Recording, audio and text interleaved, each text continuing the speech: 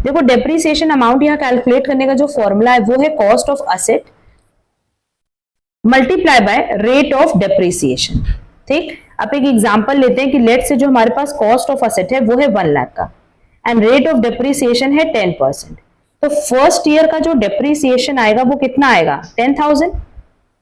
But क्या second year का भी डेप्रिसिएशन 10,000 रहेगा? नहीं। अगर सेकेंड ईयर का भी डेप्रिसिएशन 10,000 रहता तब तो ये स्ट्रेट लाइन मेथड हो जाता। सेकेंड ईयर आप कैसे कैलकुलेट करोगे डेप्रिसिएशन, वो देखो, आप अपनी कॉस्ट में से डेप्रिसिएशन माइनस कर दोगे जो फर्स्ट ईयर में अप्लाई हुआ है, तो वैल्यू आ गई 90,000। अब इस पे आप 10% अप्लाई करोगे तो वैल्यू आ जाएगी 9,000। ठीक है, तो सेकेंड ईयर का डेप्रिसिएशन मेरा कितना हो गया 9,000।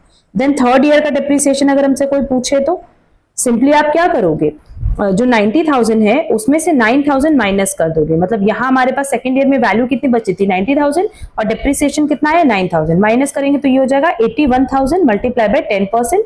तो मेरे पास थर्ड ईयर जो डेप्रिसिएशन आएगा वो आएगा 8100। तो यहां देखो फर्स्ट ईयर का depreciation amount is 10,000, second year का 9,000 एंड थर्ड ईयर का 8100। इसीलिए इसको रिड्यूसिंग बैलेंस मेथड कहते हैं कि यहाँ पे आप देखोगे हर साल जो डेप्रिसिएशन अप्लाई करते हैं वो रिड्यूस्ड बैलेंस पे अप्लाई करते हैं, ना कि ओरिजिनल बैलेंस पे। ओरिजिनल जो हमारे पास वैल्यू है उस पे सिर्फ और सिर्फ डेप्रिसिएशन चार्ज होगा ऑन फर्स्ट ईयर।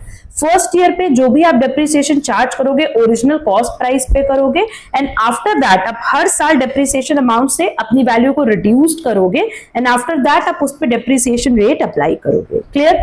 तो होपफुली यहाँ सबको कॉन्सेप्ट क्लियर होगा कि how to calculate depreciation amount in case of reducing balance method.